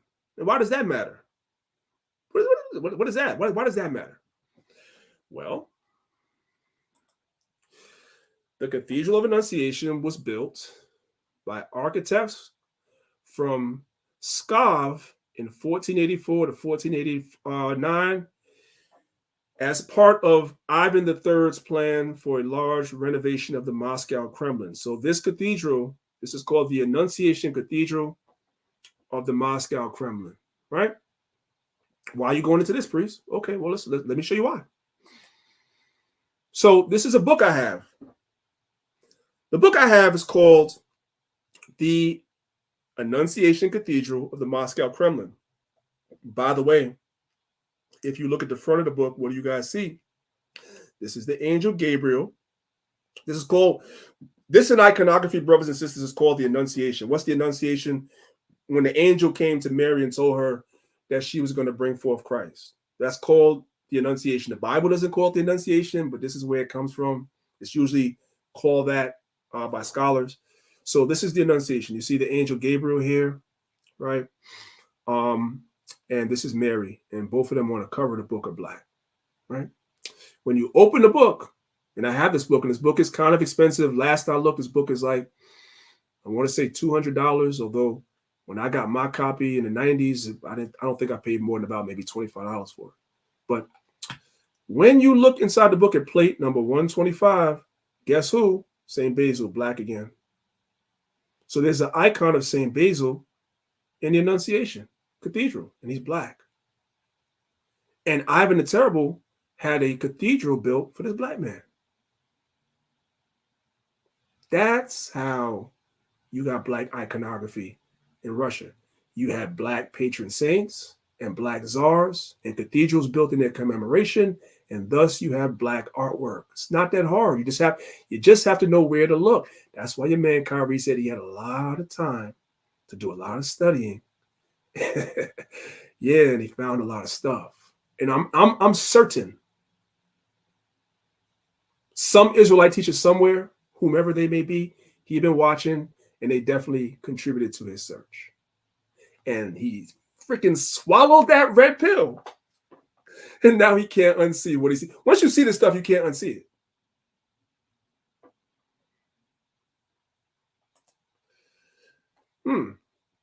Look at what we have here. When you go inside the Annunciation Cathedral, all the iconography is black, with the exception of this crap right here, which might have been added later. I don't know. So I'm not gonna speculate. You know what I'm saying? They do renovation, so it might have been added later. But look all around. Right there, brothers and sisters, that's King Solomon right there. Black. Look at the crown on his head and then look at the face. Right? All the iconography all around the walls, everybody's black. This is in the Annunciation Cathedral. This stuff was being painted same time you have your Renaissance going on. Same time. When was the Annunciation Cathedral built? Let's go back. 1484 to 1489. The Renaissance started about 1453. So this is in the same time period. At the same time, this place was being built, and they housed this black image of this black patron saint, and have this ceiling with and the pillars with all this black iconography. At the same time, you have your Renaissance where everything is being painted white in the West. And then you have this place right here. Everybody on the wall is black. Everybody. The archangels, Mary, everybody. Black. Inside the cathedral. Look right here. Look right here. Everywhere. How is this possible? Because you have black czars and black patron saints. That's why. Now, this is important to know because most people don't know this. The reason why you still have a lot of the black iconography in Russia today is a very, very important reason. Let's read it. This is from Oxford Bibliographies. We're just going to read the highlighted portion so we can make understanding understood. This is what it says. It says, despite these links to the historical process in the West, the Renaissance era is not a category of periodization in Russian history. Translation, there was no Renaissance in Russia. Not really. Not until the Soviets come into power like 400 or 500 years after the Renaissance started in the West. There was no Renaissance in Russia like that.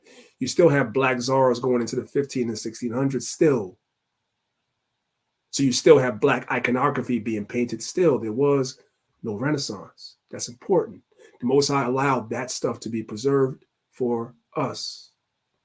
Because now, when they say, well, you black Israelites make everybody black. No, you don't got to argue. We ain't got to argue with you. You got to argue with this.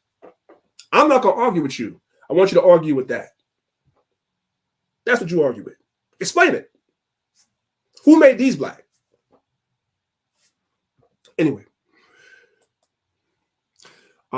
despite the links to the historical process in the West, the Renaissance era is not a category of periodization in Russian history, largely because Russia did not experience the Renaissance,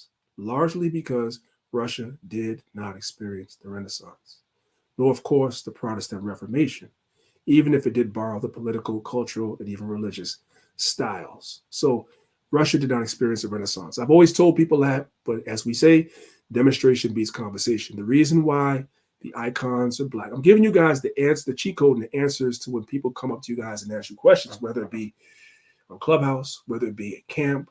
Why is the icons of Russia still black if the ones in, the west of Europe are white? It's because there was no Renaissance in Russia. That's why. Now everybody knows. Most High did that on purpose. Well, praise to the Most High for that. Let's go.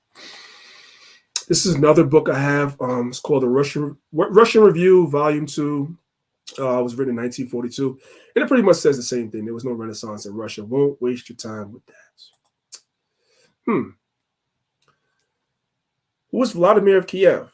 Who's that? Who is Vladimir of Kiev? Because remember, all that stuff I was showing you guys, that was in the 14 and 1500s, right? The Ivan the Terrible, his sons, Fedor and Dmitri, Ivan III building the Cathedral of Annunciation in late 1400s. All that is around that area. What about before that? Because that's really during the Renaissance period. But I made a statement. I said the icons were black before the Renaissance. The Russian icons are older. That's what I said. Now you got to prove it, right? Okay. Who's Vladimir of Kiev? He ruled from 11th of June, 980 to July 15, 1015. Last I checked, that's, I want to say, 400 plus years before the Renaissance. Am I right? My math good? Like 400 plus years before the Renaissance. What was going on in Russia then? Interesting. Let's see. Right? I just want to read the first couple of lines of this. I'm not going to get too deep into this right now because, again, time is escaping me. I have less than a half an hour, so I just want to get right through this. So again, who is Vladimir of Kiev, right? Why is that important? Well, this is from the Guggenheim. Let's read what they say. Once I remove myself from the equation, people are left to argue with information, not me. That's why it's very important to me to demonstrate things. That's why you guys see my lessons, most of them are PowerPoints, because I'm tired of arguing with people. You got to argue with the information. Let me show you where I got it. Argue. So it's a history of the Russian icon. Painting tells the story of the Russian people and their search for and adoption of religion. The story begins long ago under the reign of Vladimir, Prince of Kiev, 988 AD. So that's what I really wanted, right? This is around the history of the Russian icon starts around 988 AD. That's the point I want. Remember, He came into power in 980. But the history of the icon starts around 988 AD. That's when he started commissioning painters to start painting these images and these icons. It was Vladimir the Great that did that. And this is happening 400 plus years before the Renaissance, before it.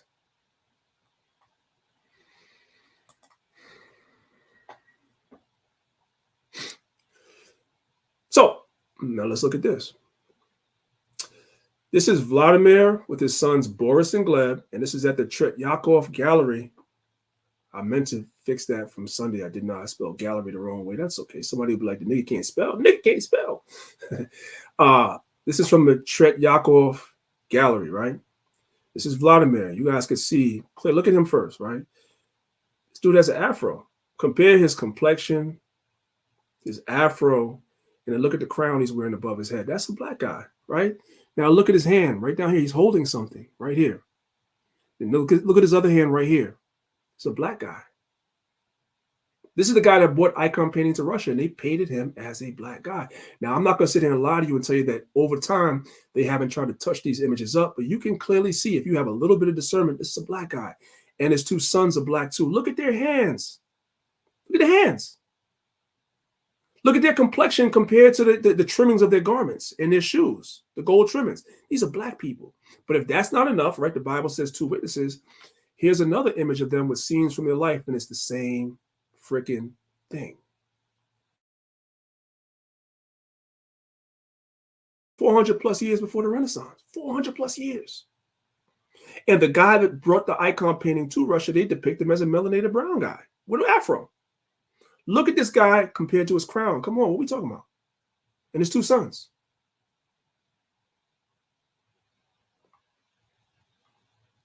Two witnesses, right? But the Bible says 2 or 3.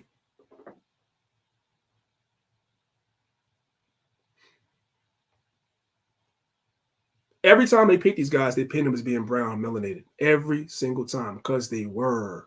Look at these people and then look at the crown. That's the guy that brought icon painting to Russia and made it popular. That's how your black icons get there. That's how they get there.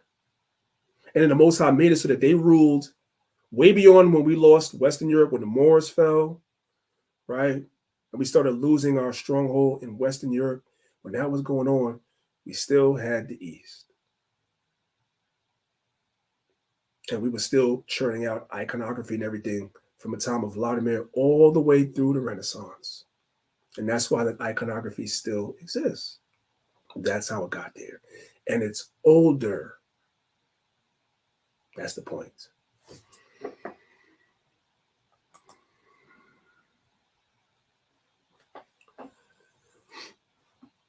This is the Battle of Yaroslav, right?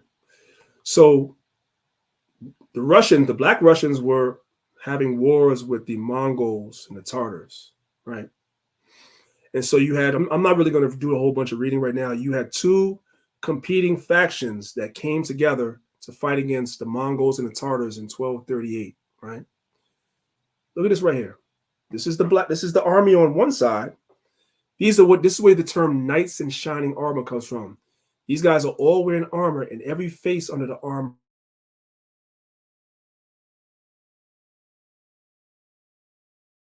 face, right?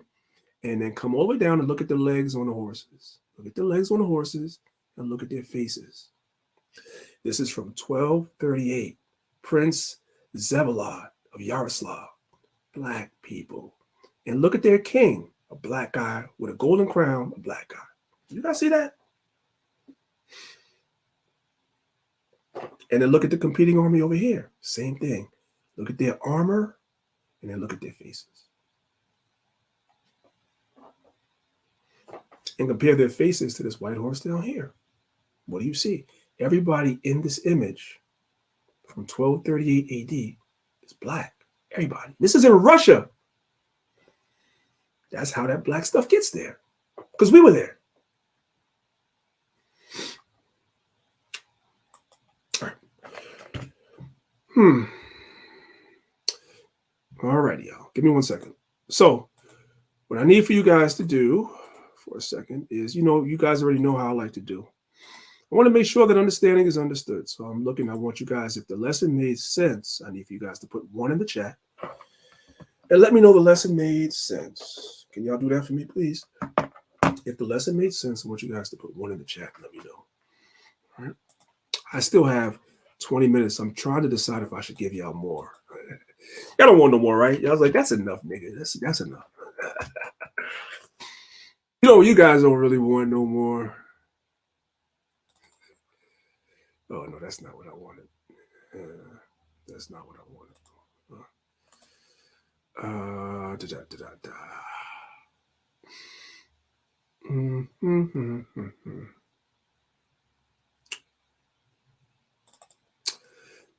See if I can give me some. All right, so I'm looking at the chat. Sorry, guys, I'm trying to look at something really quickly. Let me come back over here and see what y'all talking about. The heck are y'all talking about? Somebody said more. Okay, I'm on the clock. I got 15. No, let me see. I got 15 minutes because I'm gonna end it at 55. Okay, you guys said more. You guys said more. Okay. This is how we. Hey, just so y'all know, not to be funny. This is how we give it up in the academy. Shout out to the academy, man. We go all the way in, and this is just the tip of the iceberg. We go all the way in the academy. Let me see something. Let's do this. Let's start right here. Okay, let's start right here. I'll show y'all something. Goodness gracious, I shouldn't have closed that PowerPoint. Don't mind your brother, y'all. Don't mind me. I'm off. I need to repent and believe the gospel. I'm off.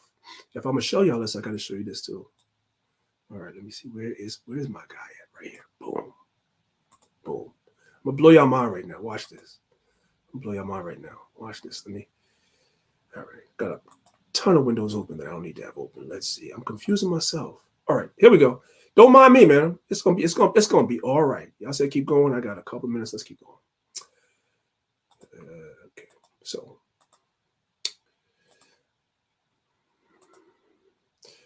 not going to give you guys this whole PowerPoint, but I'm going to start here. Watch. I'm going to show y'all something, blow your mind. Maybe I won't blow your mind. Maybe it's not. I find this interesting. I'm just weird like that, I guess, right? Watch this. Esau is the devil. Everybody knows about this book, right? You guys have all seen this image. I'm giving everybody some homework now. I'm going to see who's been paying attention. I can't see the chat, but I'm going to see who's been paying attention. Everybody's heard about the Russian Icons book. You guys have all seen this picture before. Right? Okay, I got a question. Homework time. I got a question. This black guy in the background right here, the long beard, who's that? Put it in the chat. Who's that? I just went over it.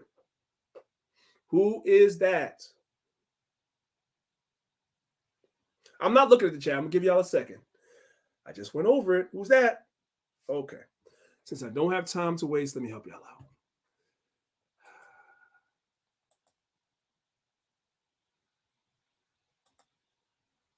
That's St. Basil. See? Look at this right here. Look at this. I'll call it a shawl. Look at the shawl that he's wearing. Do you guys see the pattern? And he has the halo over his head. You guys see the pattern, right? Now, what these Edomites do is they go in and they do what's called restoration of icons, which is off. I'm not even going to get into that today. They call themselves restoring a lot of the icons, and sometimes they destroy it. Sometimes they whitewash it. That's what they do. But they restore the icons. But I want you guys to train your eyes to look at certain things. Look at the pattern on the garment. I see it. The long beard, the afro, and everything. Let's come back out. Let's come back over here. You guys see it now? See it? Same guy. Same Basil. It's the same guy. Let's keep going. Now, this is the book of John, 1 John chapter 2, verse 21. I have not written unto you because you know not the truth, but because you know it, and that no lies of the truth. No lies of the truth. So somebody came to the website Quora and asked the question, why are the Russian icons paintings of black people? Because their mind was blown. Like, it can't be. I want you to look at the answer somebody gave. Watch this. Look what somebody said. There are two reasons that a saint in a Russian icon would look black. One is that the icon is old. So that's the first excuse. The icon got old, so it turned black, which is stupid. But let's keep going, right? One is that the icon is old. And the second is that after years of candle and incense smoke, which is the case above with the icon above. Now, I want you guys to look at this, right? Look right here. They start to darken. So here it is. You have a priest, right? And he's burning some type of incense or something. Plus, there's candles burning in there. So what the priest is saying is, he's saying that because they do this, they burn the candles and the incense inside the churches. This is why the icons turn black. The problem is, in the very same article, you have this guy right here. Everybody knows that this is St. Nicholas. This is St. Nicholas. So what they're telling us, brothers and sisters, this is what they're telling us. They're telling us that when they burn candles and they burn incense in these churches and the icons turn black, it only turns the face and the hands black, but the stole or shawl he's wearing still stays white. So the smoke and the incense and the candles magically avoid the stole, which is the scarf that he has on is called a stole, and the shawl he's wearing. It magically avoids that. The candles and the incense don't darken the stole or the shawl. No, no, no, no. Only the face and the hands. How stupid do they think we are? And that flies with our people that don't know history. But we just learned and we just saw, no, they were black czars of Russia. That's where his black icons come from. That's why. We just saw that. Anyway. Okay. Here's another guy. Whole different guy that I showed you guys before. Another czar from Russia. His name is Theodore the Black. Anybody listening to me can go to Google and type in Theodore the Black in Russia and watch what comes up for you guys. A whole bunch of icons, all of them black. All of them. The early ones, anyway. The more modern ones, of course, they whitewash them, but the older ones are black. He's called Theodore the Black. The same way that Simon Peter in Acts 13 was called Niger, because these are black people.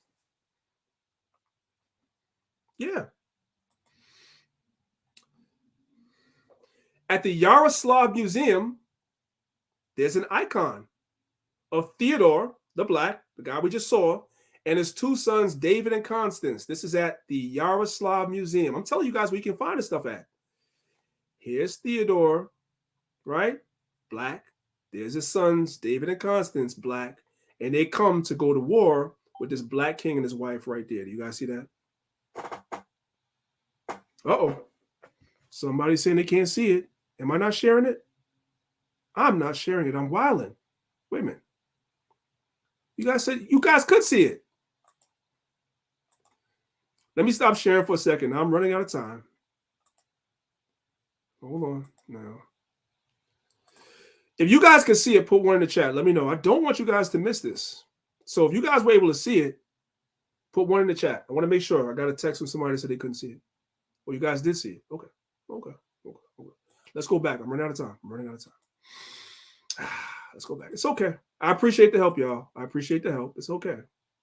I appreciate that. I'd rather you guys tell me that so I can fix it than for me not to fix it. All right. So let's come back.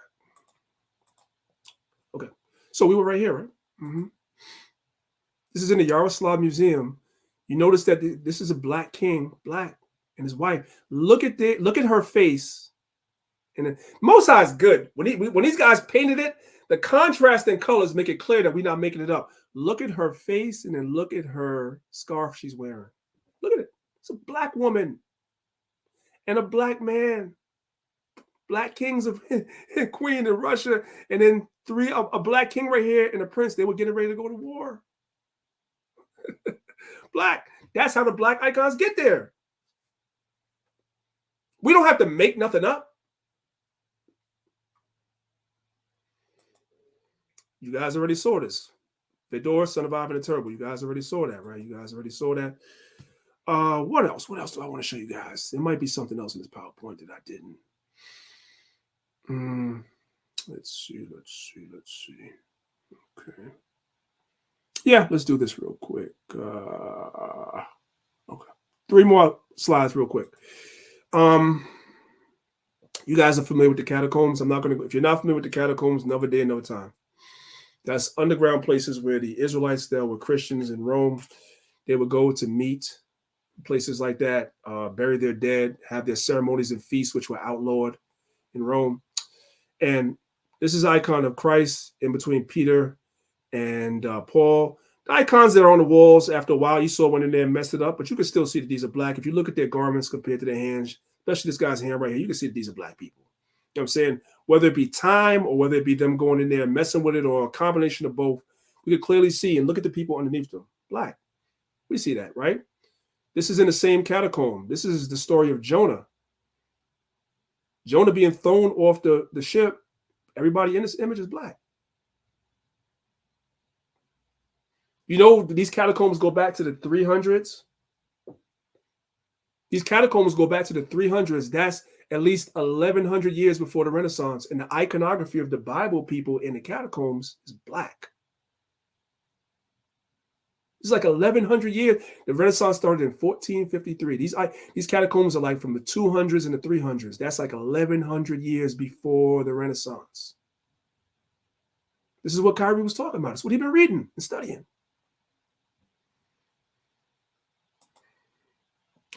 There's a temple or a synagogue called Beit Alpha.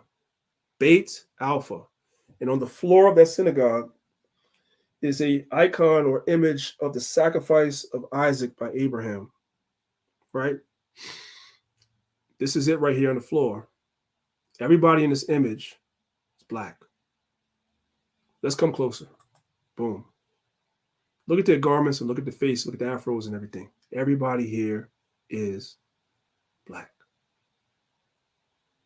This is pre-Renaissance art. Pre-Renaissance.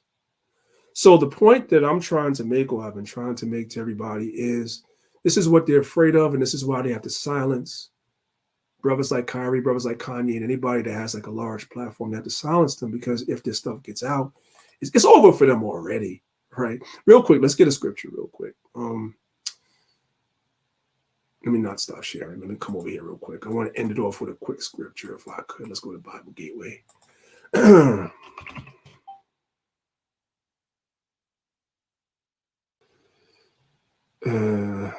Next, yeah, I'll do that next time, Mark. They saying I should show them the VARNA. I'll do that next time, King, because I'm like 8 minutes away from having to end the class because I got to let Corey and Dom go. Let's get 2 Thessalonians chapter 4 real quick. 2 Thessalonians. Let's do that.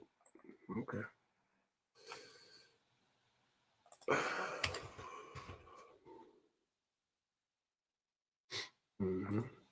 Oops. Why won't it? I don't know why it wouldn't come up. Anyway, whatever. Oh, it's 2. Why was I putting in 4? I'm bugging. All right.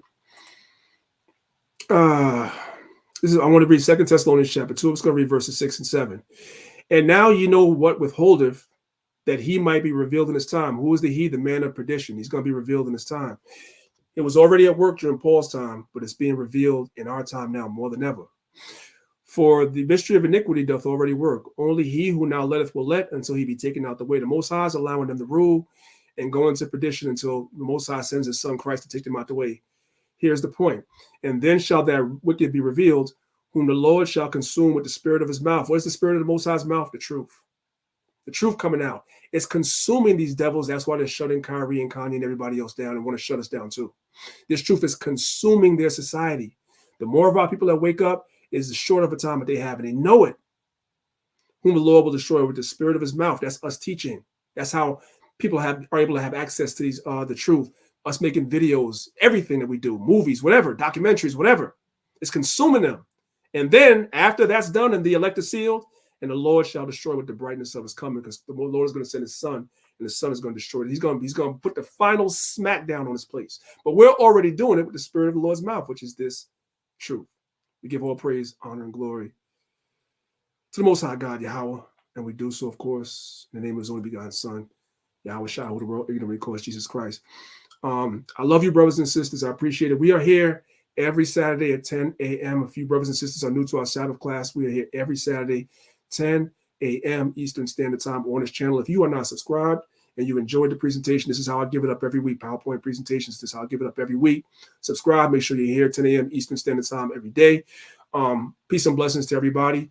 Academy, we're in the house tomorrow, 3 p.m. Eastern Time. We're going into the creation tomorrow. Genesis chapter 1, we're going into the creation tomorrow. Shout out to the Lions of Israel Academy. I appreciate all you brothers and sisters. It's your brother, Priest Daniel, representing Lions of Israel, Maccabees TV. If you are watching my video and you have not hit the like button, you need to repent and believe the gospel. And with that, I say,